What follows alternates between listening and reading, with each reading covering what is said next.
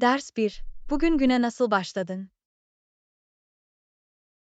Merhaba Anna, bugün güne nasıl başladın? Bugün izin günü bir fincan kahve ile başladım. Bu sabaha başlamak için popüler bir yol. Evet, daha uyanık ve odaklanmış hissetmemi sağlıyor. Sabah ritüelleriniz veya rutinleriniz var mı? Genelde esneme ve derin nefes almak için birkaç dakika ayırırım. Gün başlamadan önce kendinizi merkezlemenin harika bir yoludur. Önümüzdeki güne daha sağlam ve hazır hissetmemi sağlıyor. Bugün için belirli bir plan veya hedef var mı? Tamamlaman gereken birkaç iş görevim ve öğleden sonra bir toplantım var. Önümüzde yoğun bir gün gibi geliyor. Mola vermeyi de unutmayın. Evet, dinlenmek ve rahatlamak için kısa molalar verdiğimden emin olacağım. Üretkenliği ve refahı korumak için önemlidir. Katılıyorum, denge anahtardır. Başarılı ve verimli bir gün diliyorum Anna. Teşekkür ederim, John.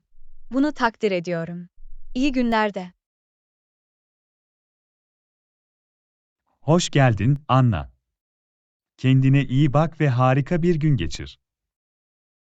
Ders 2. Bugün nasıl hissediyorsunuz? Merhaba Anna, bugün nasıl hissediyorsun? Hidratılmış ve yenilenmiş hissediyorum. Bunu duymak harika. Yeterince su içtin mi? Evet, gün boyunca bol su içtiğimden emin oldum. Hidratlı kalmak genel refahımız için önemlidir. Katılıyorum, daha enerjik ve odaklanmış hissetmemi sağlıyor.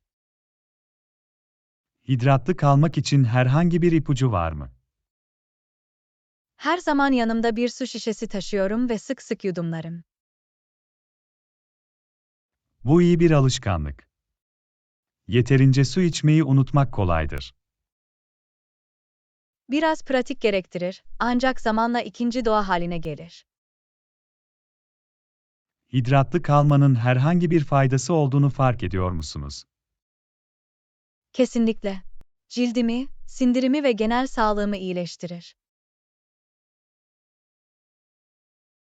Bu harika. İyi çalışmaya devam et Anna. Teşekkür ederim, John. Yapacağım. İyi günler. Sen de Anna. Hidratlı kalın ve kendine iyi bak. Ders 3. Egzersizi günlük rutininize dahil ediyor musunuz? Merhaba Anna, egzersizi günlük rutininize dahil ediyor musunuz? Evet, yaklaşık 30 dakika boyunca bir çeşit egzersiz yapıyorum. Bu harika. Genelde ne tür egzersizler yaparsınız? Kardiyo ve kuvvet antrenmanı egzersizlerinin bir karışımından hoşlanıyorum. Her gün egzersiz için zamanı nasıl buluyorsunuz? Bunu bir öncelik haline getiriyorum ve günüme planlıyorum. O akıllı bir yaklaşım. Tutarlılık anahtardır. Aktif kalmama ve zindeliğimi korumama yardımcı oluyor. Favori egzersizleriniz veya egzersizleriniz var mı? Koşu, yoga ve vücut ağırlığı egzersizlerini severim. Bunlar formda ve esnek kalmak için harika seçenekler. Benim için iyi çalışıyorlar ve beni motive ediyorlar. Egzersiz yaptıktan sonra nasıl hissediyorsunuz? Kendimi enerjik ve yenilenmiş hissediyorum, günü yaşamaya hazır hissediyorum.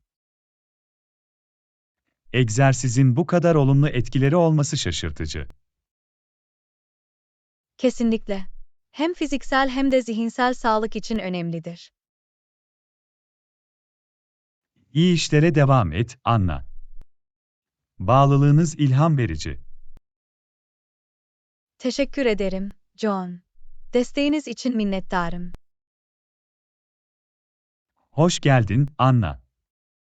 Bugün harika bir egzersiz yapın. Teşekkürler, John. Sen de. Aktif kalın ve kendine iyi bak. Ders 4. Bugün makyajını yaptın mı? Merhaba Anna, bugün makyajını yaptın mı? Evet, bu sabah makyajımı yaptım. Bu harika. Genelde ne tür bir makyaj yaparsınız? Genellikle fondöten, rimel ve ruj kullanırım. Makyajınızı yapmanız genellikle ne kadar sürer? Makyajımı yapmak yaklaşık 10-15 dakikamı alıyor. Favori makyaj markalarınız veya ürünleriniz var mı? Eczane ve üst düzey markaların bir karışımını kullanmayı seviyorum. Seçeneklere sahip olmak ve sizin için neyin işe yaradığını bulmak güzel. Evet, her şey kişisel tercihle ve kendimi güvende hissettiren şeyle ilgili. Herhangi bir makyaj ipucunuz veya püf noktanız var mı? Makyaj yapmadan önce cildimi her zaman nemlendirdiğimden emin oluyorum. Bu iyi bir ipucu. Cilt bakımı pürüzsüz bir uygulama için önemlidir. Kesinlikle. Makyajımın daha doğal görünmesine ve daha uzun süre dayanmasına yardımcı oluyor. Her zaman harika görünüyorsun, Anna. Makyajın sana çok yakışıyor. Teşekkür ederim, John. Nazik sözlerini takdir ediyorum. Hoş geldin, Anna. Makyajınızda harika bir gün geçirin. Teşekkürler, John. Sen de. Kendine iyi bak ve harika bir gün geçir. Sen de, Anna. Güzel ve kendinden emin kalın. Ders 5. Bugün kahvaltıda ne yedin? Merhaba Anna, bugün kahvaltıda ne yedin?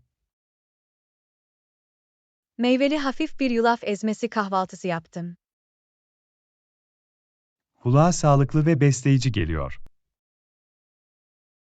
Evet, güne başlamak için bana enerji veriyor. Genellikle hafif bir kahvaltı yapar mısınız? Evet, güne hafif bir şeyle başlamayı tercih ederim. Kahvaltıda yumurta yemeyi denediniz mi? Evet, bazen tostlu çırpılmış yumurta yerim. Yumurtalar iyi bir protein kaynağıdır. Beni dolu ve memnun hissettiriyor. Yulaf ezmesi ve yumurta harika kahvaltı seçenekleridir.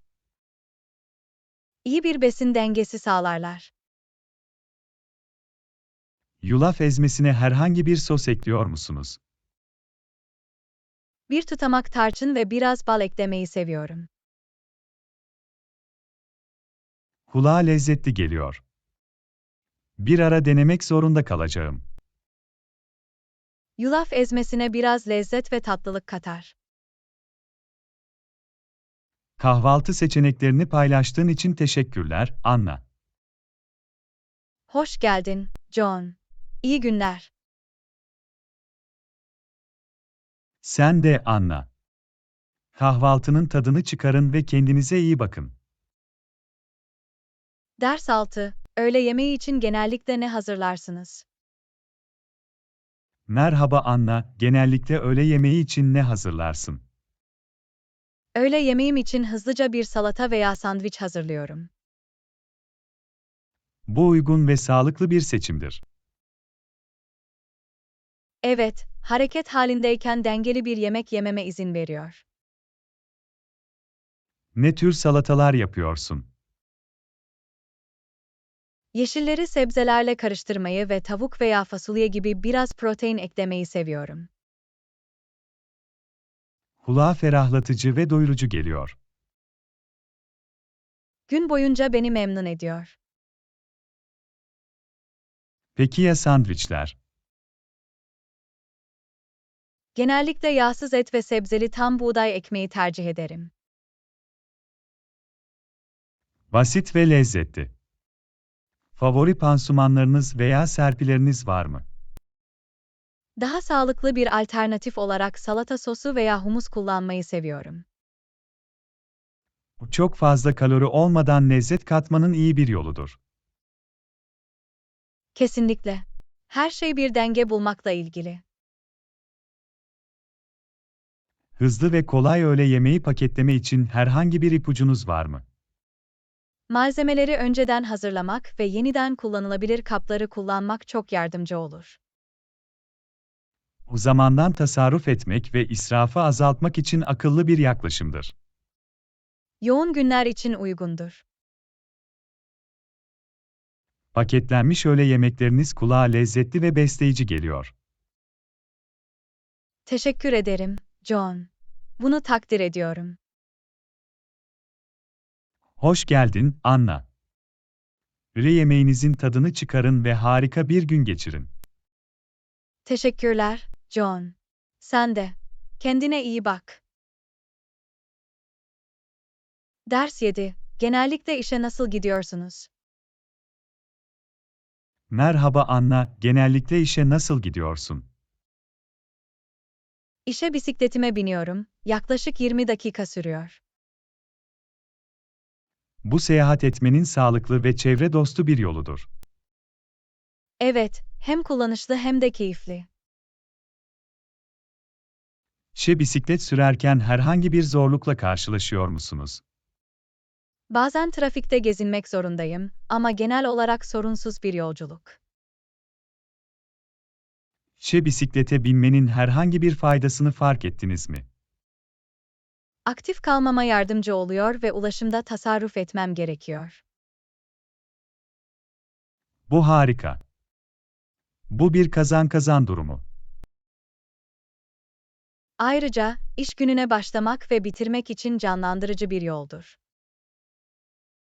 Güvenli bir şekilde çalışmak için bisiklete binmek için herhangi bir ipucunuz var mı? Kask takmak, trafik kurallarına uymak ve yansıtıcı donanıma sahip olmak önemlidir. Güvenlik her zaman bir öncelik olmalıdır. Kesinlikle, şehirde bisiklet sürerken çok önemlidir. İşe gidip gelmek için bisiklete binmeyi seçmeniz övgüye değer. Teşekkür ederim, John. Çok zevk alıyorum. Hoş geldin, Anna. İşe keyifli bir bisiklet yolculuğu ve verimli bir gün geçirin. Teşekkürler, John. Sen de. Kendine iyi bak. Ders 8. İşe gittiğinizde ilk yaptığınız şey nedir? Merhaba Anna, işe gittiğinizde ilk yaptığınız şey nedir? İlk önce e-postaları takip etmeyi seviyorum. Bu düzenli ve bilgilendirilmiş kalmanın iyi bir yoludur.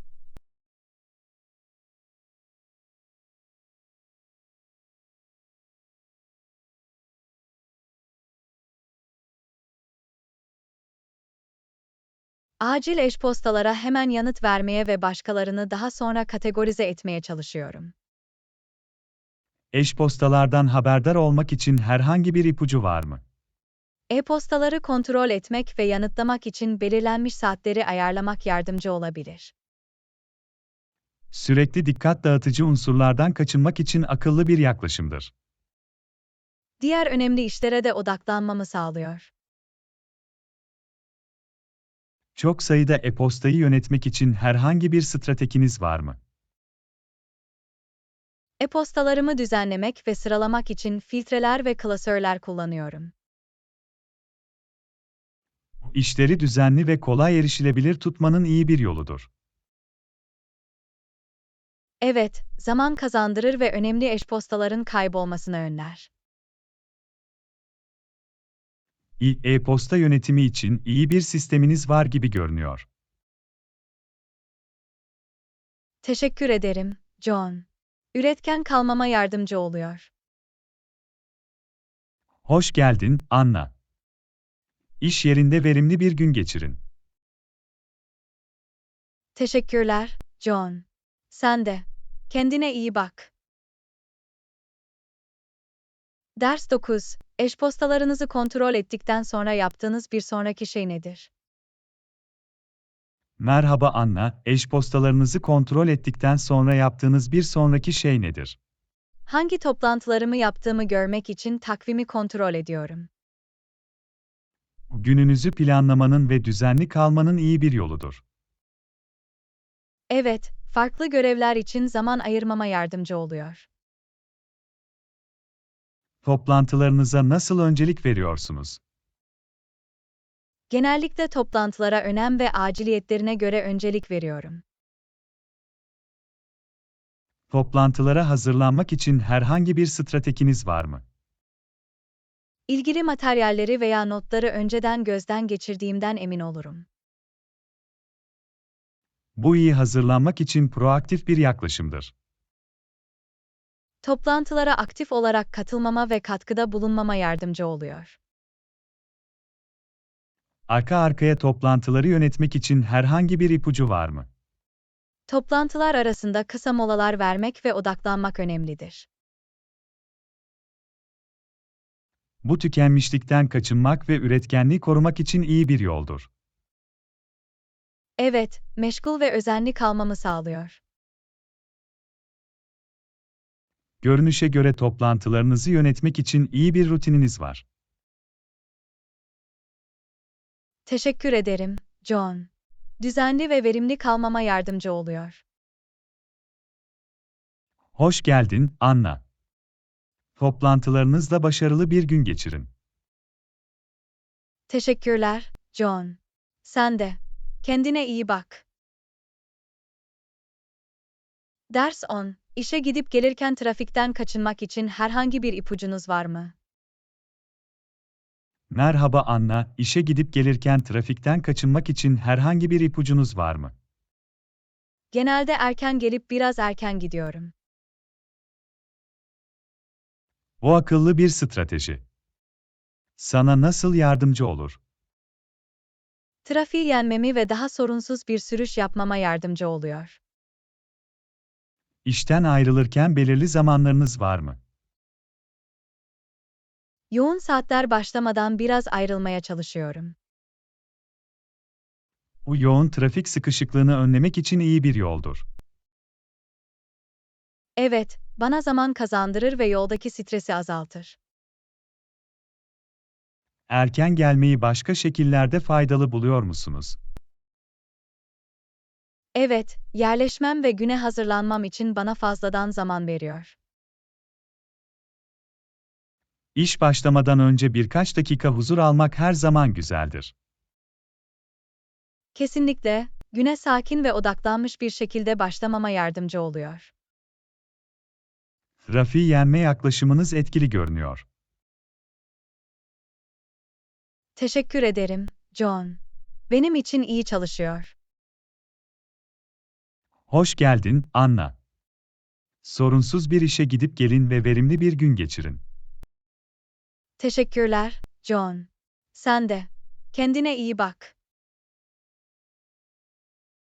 Ders 11. İşten eve giderken genellikle ne yaparsınız? Merhaba Anna, işten eve giderken genellikle ne yaparsın? Eve giderken, akşam yemeği için taze yiyecek almak için sık sık dükkana uğrarım. Yemekleriniz için taze malzemelere sahip olmanızı sağlamanın harika bir yoludur. Evet, sağlıklı ve lezzetli bir akşam yemeği hazırlamamı sağlıyor. Mağazadan almak istediğiniz favori eşyalarınız var mı? Çeşitli sebzeler, meyveler ve yağsız proteinler almayı seviyorum. Bu dengeli ve besleyici bir yemek gibi geliyor. Sağlıklı bir diyet sürdürmeme ve evde yemek pişirmenin tadını çıkarmama yardımcı oluyor. Mağazada verimli alışveriş yapmak için herhangi bir ipucu var mı? Genellikle önceden bir alışveriş listesi hazırlarım ve buna bağlı kalırım. Odaklanmanın ve ani satın alımlardan kaçınmanın iyi bir yoludur. Evet, zamandan ve paradan tasarruf etmenize yardımcı oluyor. Bakkal alışverişi için iyi bir rutininiz varmış gibi görünüyor. Teşekkür ederim, John. Benim için iyi çalışıyor. Hoş geldin, Anna. Taze malzemelerinizin tadını çıkarın ve güzel bir akşam yemeği yiyin. Teşekkürler, John. Sen de. Kendine iyi bak. Ders 12. Yatmadan önce rahatlamak için genellikle ne yaparsınız? Merhaba Anna, yatmadan önce rahatlamak için genellikle ne yaparsın? Saat 10'da yatmadan önce dinleniyorum. Bu iyi bir alışkanlık. Nasıl gevşedersin? Kitap okumayı veya sakinleştirici müzik dinlemeyi severim. Bu uykuya hazırlanmanın rahatlatıcı bir yolu gibi geliyor. Evet, zihnimi temizlememe ve vücudumu rahatlatmama yardımcı oluyor. Rahatlamanıza yardımcı olacak başka aktiviteleriniz var mı? Bazen ılık bir banyo yaparım ya da hafifçe gererim. Bunlar rahatlamayı teşvik etmenin ve uykuya hazırlanmanın harika yollarıdır. Kesinlikle, dinlendirici bir duruma geçmemi sağlarlar. İyi bir gece uykusu almak için herhangi bir ipucu var mı? Rahat bir uyku ortamı oluşturmak ve yatma vakti rutinine bağlı kalmak yardımcı olabilir. Bu sağlıklı uyku alışkanlıkları oluşturmak için iyi bir yaklaşımdır. Evet, daha iyi uyku kalitesini ve genel refahı teşvik eder. Dinlenmek ve iyi bir gece uykusu almak için iyi bir rutinin var gibi görünüyor. Teşekkür ederim, John.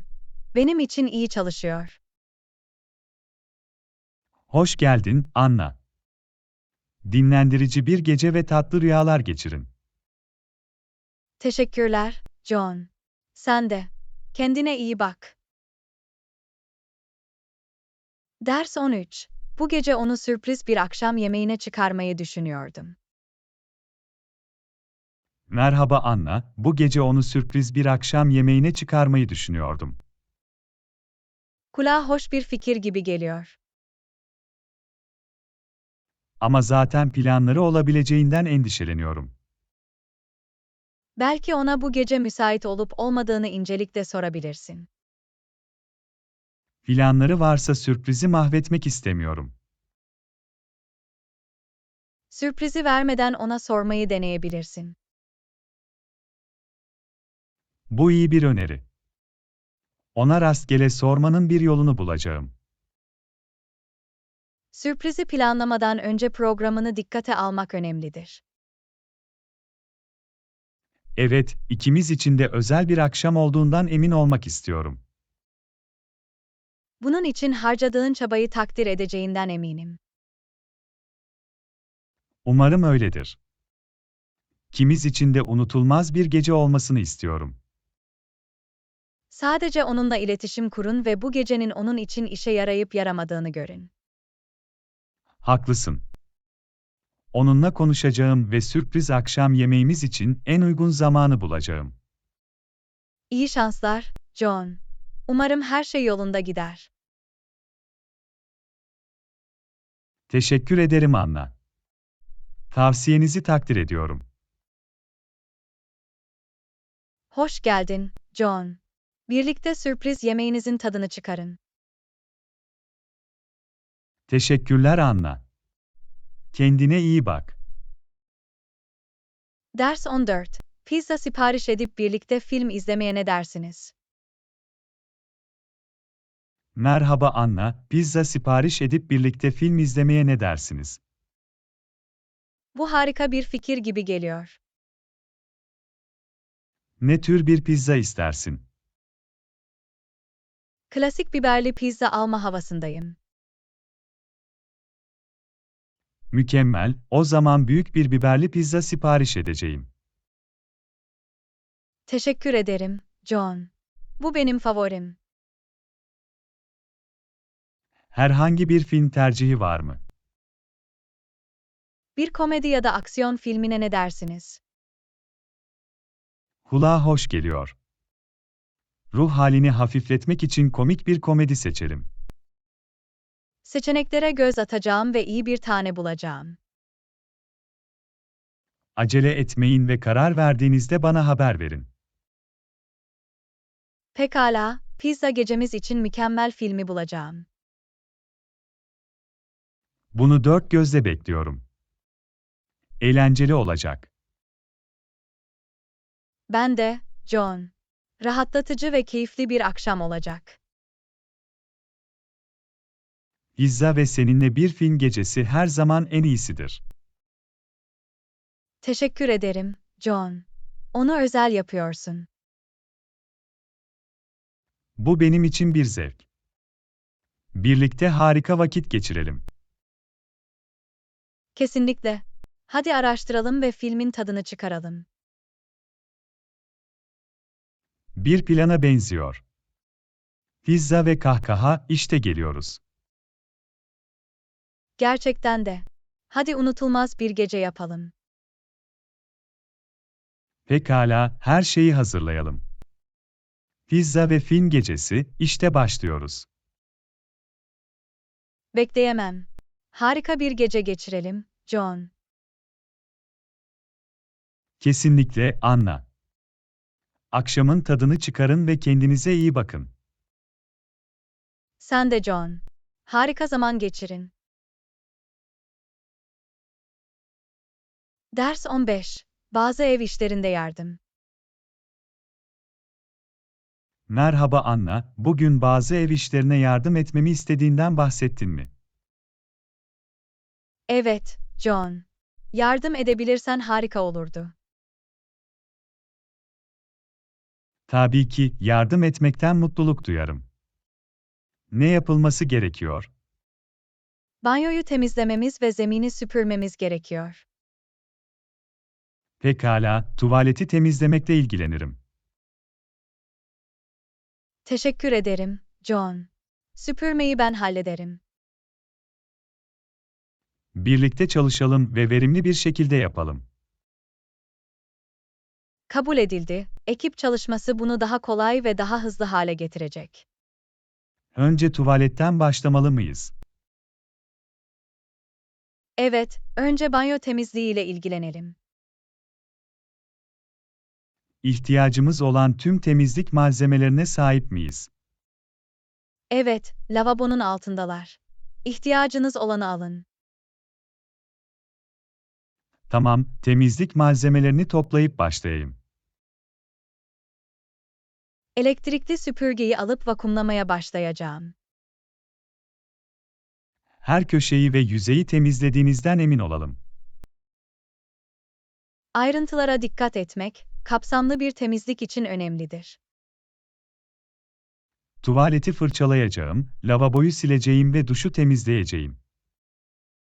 Zeminleri süpürürüm ve lekesiz olduklarından emin olacağım. Biz iyi bir ekibiz, Anna. Bunu başarabiliriz. Kesinlikle, John. Birlikte her şeyi halledebiliriz. İşimiz bittiğinde rahatlayabilir ve temiz evimizin tadını çıkarabiliriz. Düzenli bir ortamda gevşemek güzel olacak. Hadi işe koyulalım ve evi parlatalım. Hazırlan, git. Hadi yapalım, John. Pekala, Anna. Evi parlatalım. İyi şanslar, John. Hadi o işleri halledelim. Teşekkürler Anna. Sana da iyi şanslar. Elimizden gelenin en iyisini yapalım. Hadi yapalım. Ders 16. Bütün gün video oyunları oynamayı planlama. Merhaba Anna, bütün gün video oyunları oynamayı planlamayı düşünüyordum. Kulağa eğlenceli bir fikir gibi geliyor. Hangi oyunları oynamak istiyorsun? Aklımda birkaç oyun var, yarış ve macera oyunları gibi. Birlikte mi yoksa yalnız mı oynamak istiyorsunuz? Birlikte oynayabilseydik harika olurdu. Elbette, biraz oyun oynamaya hazırım. Hadi bunu bir oyun maratonu haline getirelim. Müthiş. Sırayla değişik oyunlar deneyebiliriz. Oyun seansımız için atıştırmalıklarımız ve içeceklerimiz var mı? Başlamadan önce biraz atıştırmalık ve içecek alacağım. Mükemmel, yakıt dolu ve sulu kalmak önemlidir. Oyun konsolunu kuralım ve oynamaya hazırlanalım. Kumandaları alıp oyun alanını kuracağım. Yarış oyunu ile başlamalı mıyız? Kulağa hoş geliyor. Yarışalım ve kimin daha iyi sürücü olduğunu görelim. Mücadele kabul edildi. Tozumu yemeye hazır ol. Bunu göreceğiz. Sana zorlu bir rekabet vereceğim. Hadi birlikte eğlenelim ve oyun günümüzün tadını çıkaralım. Kesinlikle, her şey iyi vakit geçirmekle ilgili. Oyun dolu bir gün için bana katıldığınız için teşekkür ederim. Sorun değil, John. Seninle oyun oynamak her zaman eğlencelidir. Bugün unutulmaz oyun anıları yaratalım. Bunun için hazırım. Seviye atlayalım ve bu oyunları fethedelim. Pekala Anna. Oyun başlıyor. Oyun başladı, John. Hadi bunu yapalım. İyi şanslar, Anna. Oyunlar başlasın. Teşekkürler, John. En iyi oyuncu kazansın. Ders 17. Bulaşıkları yıkamalı mıyım yoksa vakumlamalı mıyım? Merhaba Anna, bulaşıkları yıkamalı mıyım yoksa vakumlamalı mıyım? Sen bulaşıkları sen temizlemeye ne dersin? Ben süpürmeyi ben hallederim. Bir plana benziyor. O zaman bulaşıklarla başlayacağım. Teşekkür ederim, John. Yardımın için minnettarım. Sorun değil, Anna. Katkıda bulunmaktan mutluluk duyuyorum. Bulaşıkları iyice yıkadığınızdan emin olalım. Kesinlikle, onların gıcırtılı temiz olmalarını istiyoruz. Elektrikli süpürgeyi alıp başlayacağım. Harika, zeminler kısa sürede lekesiz olacak. Ev işleri söz konusu olduğunda iyi bir ekip oluşturuyoruz. Bu doğru, birlikte iyi çalışıyoruz. Evimizi temiz ve düzenli tutmak önemlidir. Katılıyorum, temiz bir ev daha rahat hissettiriyor. Çalışalım ve görevleri verimli bir şekilde bitirelim. Hadi yapalım. Her şey kısa sürede ışıltılı hale getireceğiz. Yardım için birbirimize güvenebileceğimize sevindim. Ben de Anna. Birlikte her şeyi başarabiliriz. İşimiz bittiğinde rahatlayabilir ve temiz alanımızın tadını çıkarabiliriz. En iyi kısmı bu. Temiz bir ev çok ferahlatıcı. Pekala, başlayalım ve parlamasını sağlayalım. Hazırlan, git. Hadi bu işlerin üstesinden gelelim. İyi şanslar, John. Hadi o tabakları ve zeminleri halledelim. Teşekkürler Anna. Sana da iyi şanslar. Elimizden gelenin en iyisini yapalım. Hadi yapalım. Ders 18. Çöpü çıkarmalı ve banyoyu temizlemeli miyiz? Merhaba Anna, çöpü çıkarıp banyoyu temizlemeli miyiz? Evet, bugün bu görevleri ele alalım. Çöpü çıkarmaya ben bakarım. Teşekkür ederim, John. Tuvaleti temizlemeyi ben hallederim. Çöp torbasını sıkıca bağladığınızdan emin olun. Yapacağım, herhangi bir dökülme veya karışıklık istemiyoruz. Çöp kutusunu alıp dışarı çıkacağım. Çantayı yenisiyle değiştirmeyi unutmayın. Yapmayacağım, her şeyin temiz ve düzenli olduğundan emin olacağım. Banyo için temizlik malzemelerini toplayacağım. Lavaboyu, tuvaleti ve duşu iyice temizleyin. Her köşeyi fırçalayıp parlatacağım. Biz iyi bir ekibiz, Anna. Bunu verimli bir şekilde yapabiliriz. Kesinlikle, John. Birlikte, herhangi bir görevi halledebiliriz. İşimiz bittiğinde taze ve temiz bir evimiz olacak. Her şeyi düzene sokmak çok iyi hissettirecek. İşe başlayalım ve bu işleri çabucak bitirelim. Hazırlan, git.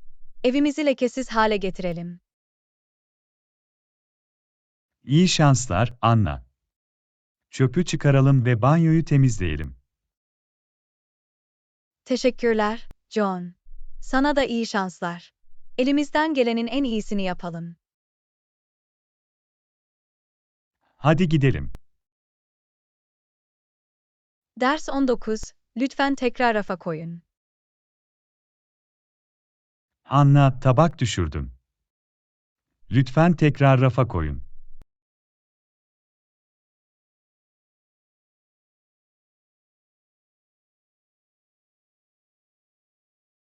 Kazalar olur, sadece daha dikkatli olun. İşleri dikkatli hallettiğimden emin olacağım. Gereksiz kırılmaları önlemek önemlidir. Anlıyorum, John. Daha dikkatli olacağım. Teşekkür ederim Anna. Daha fazla kazayı önleyelim. Bundan sonra daha fazla dikkat edeceğim. Bu harika, gelecekteki aksiliklerden kaçınabiliriz. Anlayışına minnettarım, John. Hepimiz hata yaparız, onlardan ders alırız. Kesinlikle, bunu bir ders olarak alacağım. İleriye gidelim ve gelecekte daha dikkatli olalım. Kabul ettim. Artık kaza yok artık. Sana güveniyorum, Anna. Daha iyisini yapacağını biliyorum. Bana olan inancın için teşekkür ederim, John. Hoş geldin. Eşyalarımızı güvende tutalım. Kesinlikle, John. Birlikte daha dikkatli olalım. Ders 20. Bence sen harika bir ev hanımısın. Anna, bence sen harika bir ev hanımısın. Gerçekten mi? Teşekkür ederim, John. Evi çok iyi idare ediyorsun. İşleri düzene sokmak için elimden geleni yapıyorum. Temizlik ve düzenleme konusunda mükemmelsin. Rahat bir ortam yaratmak önemlidir. Sen de harika bir aşçısın. Bizim için lezzetli yemekler hazırlamaktan zevk alıyorum. Herkese çok sevgiyle bakıyorsun.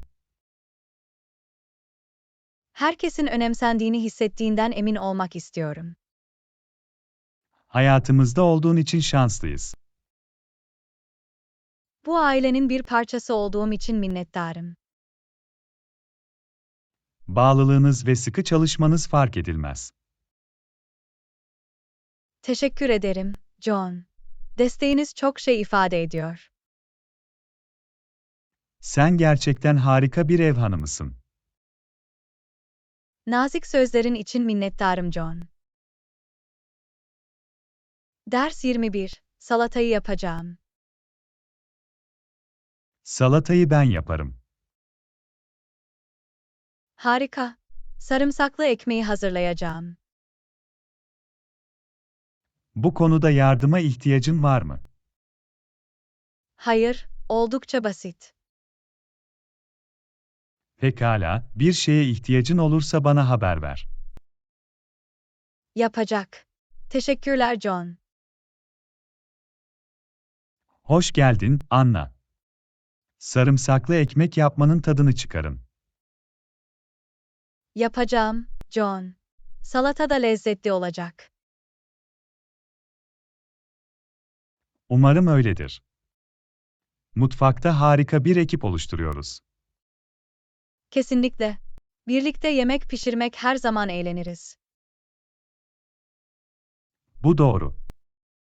Yemek yapmak bizi daha da yakınlaştırıyor. Bu bağ kurmanın harika bir yolu. Kabul ettim. Hadi başlayalım o zaman. Evet, birlikte lezzetli bir yemek yapalım. Salatayı ben yaparım. Harika. Sarımsaklı ekmeği hazırlayacağım. Salata için özel malzemelere ihtiyacınız var mı? Sadece biraz marul, domates ve salatalık yeterli olacaktır. Tamam, onları buzdolabından getireyim. Teşekkürler, John. Pansumana ne dersin? Kilerimizde İtalyan sosu var. Mükemmel. Bu benim favorim. Beğendiğine sevindim.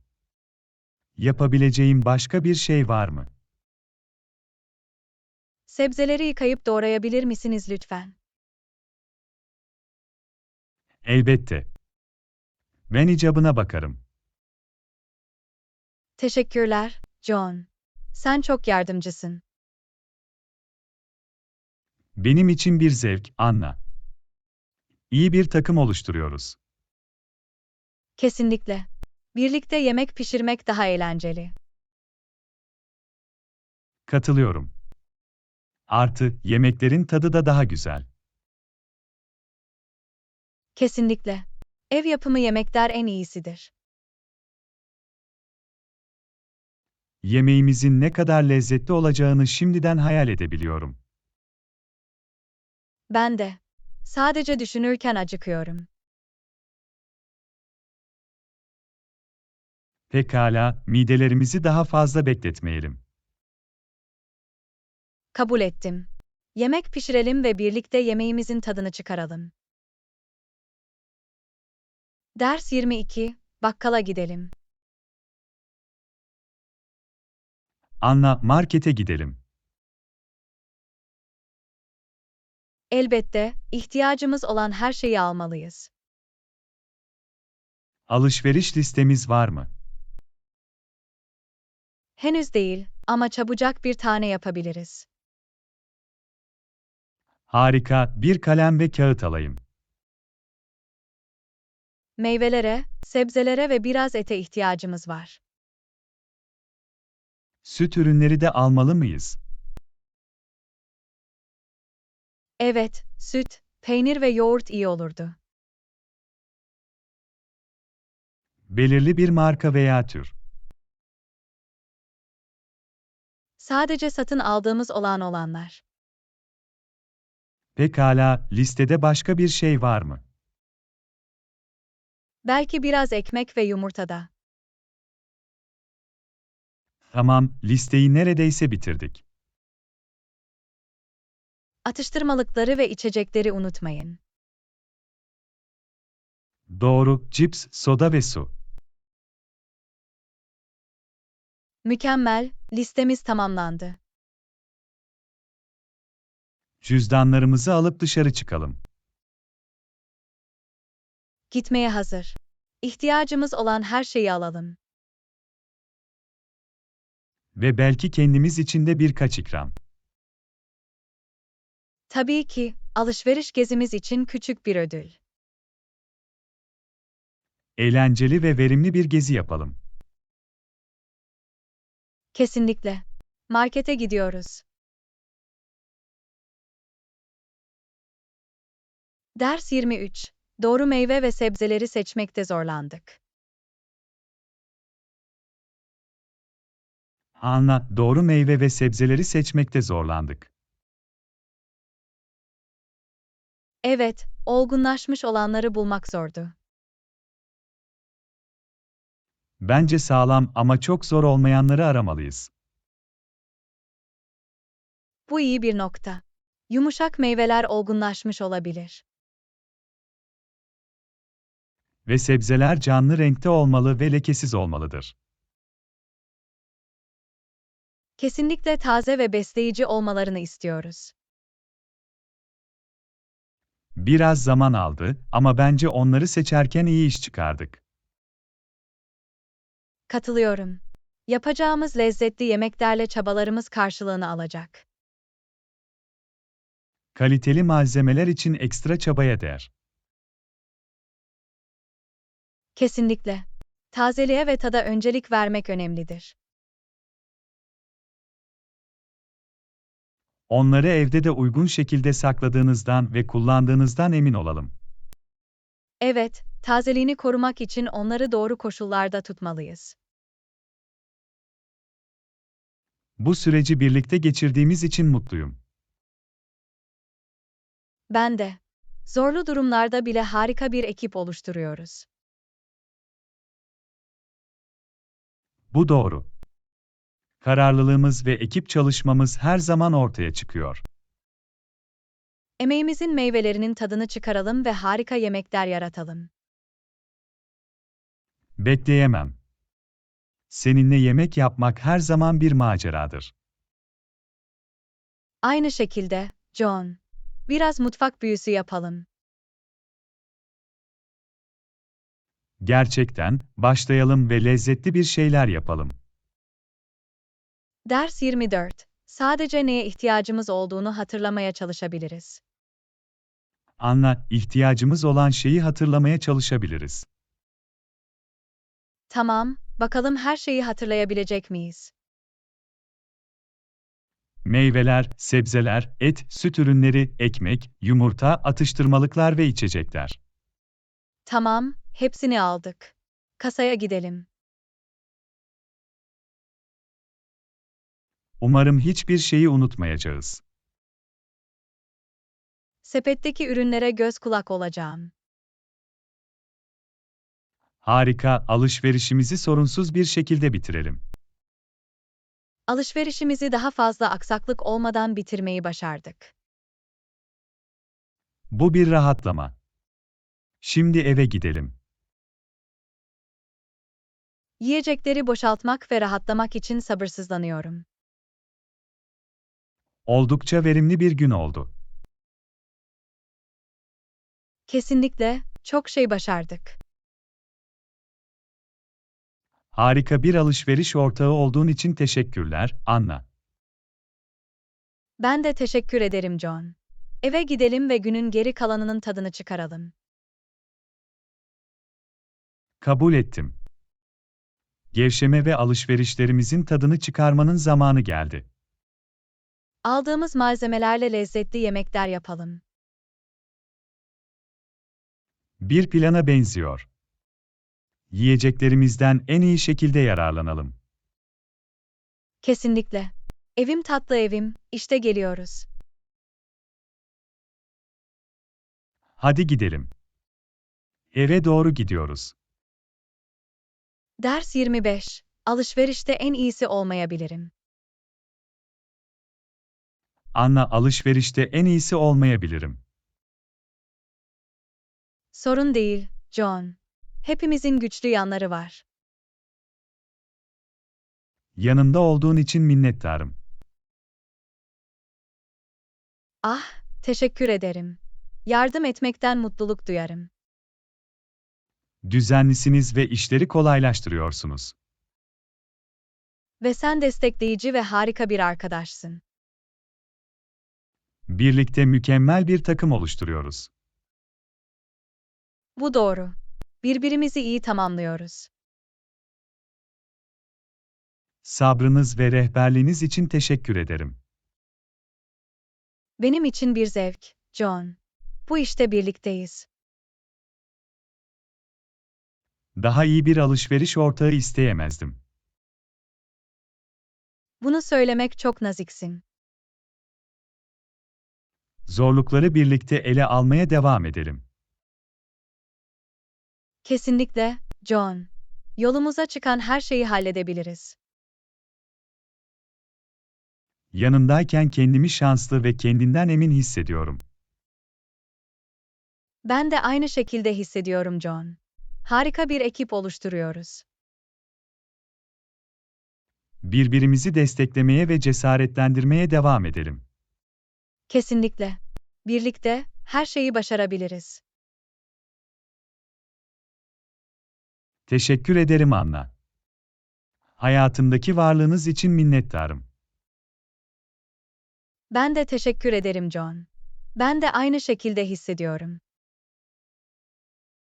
Ders 26. Kaynar suya dikkat edin. Anna, kaynar suya dikkat et.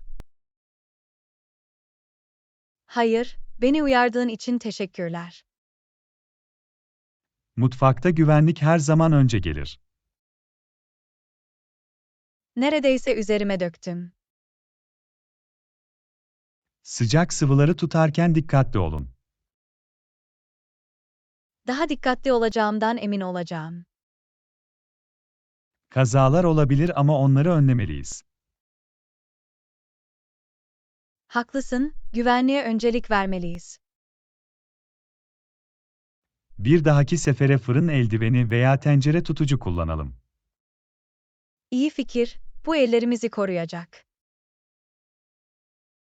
Ve ocaktan güvenli bir mesafe tutmayı unutmayın. Bunu aklımda tutacağım, hatırlatma için teşekkürler. Güvende olmak üzülmektense daha iyidir. Kesinlikle, her zaman uyanık olmalıyız. Yemek yapmak zevklidir ama uyanık olmalıyız. Kabul ediyorum, güvenlik asla tehlikeye atılmamalıdır. Artık farkında olduğunuza göre pişirmeye devam edelim. Evet, dikkatli ilerleyelim ve yemeğimizi bitirelim. Ve unutmayın, takım çalışması bizi güvende tutar. Kesinlikle, birlikte kazaları önleyebiliriz. Harika, hadi pişirmeye devam edelim ve güvende kalalım. Kesinlikle, başladığımız şeyi bitirelim. Ders 27. Neden elinizde bir havlu var?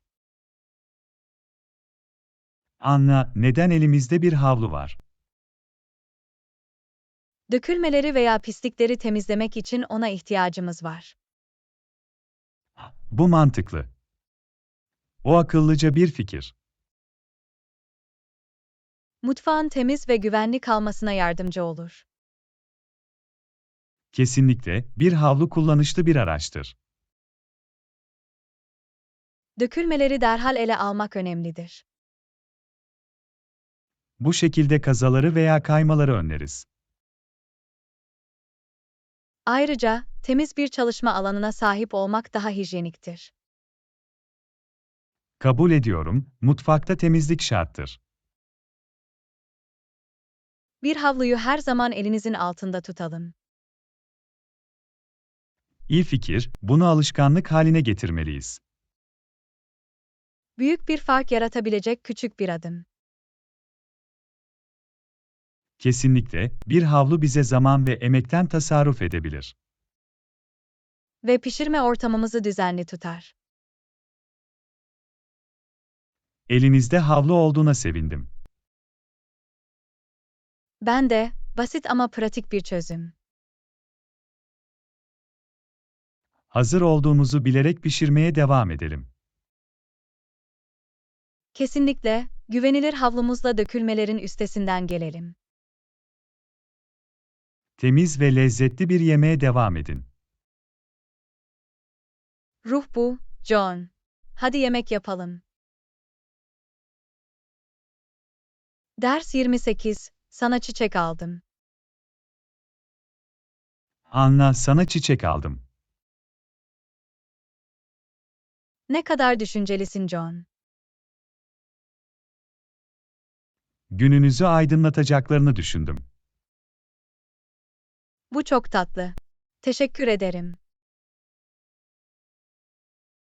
Küçük bir özel şeyi hak ediyorsun. Beni nasıl gülümseteceğini her zaman biliyorsun. Onlardan hoşlandığına sevindim. Çok güzeller. Jest için minnettarım. Bu sadece minnettarlığımın küçük bir göstergesi. Benim için çok şey ifade ediyor. Dünyadaki tüm mutluluğu hak ediyorsun. Teşekkür ederim, John. Sen harikasın. Hoş geldin, Anna. En iyisini hak ediyorsun. Hayatımda olduğun için şanslıyım. Ben de sana sahip olduğum için şanslıyım, Anna. Bu çiçekler günümü daha parlak hale getirdi. Ben de bunu umuyordum. Görev tamamlandı.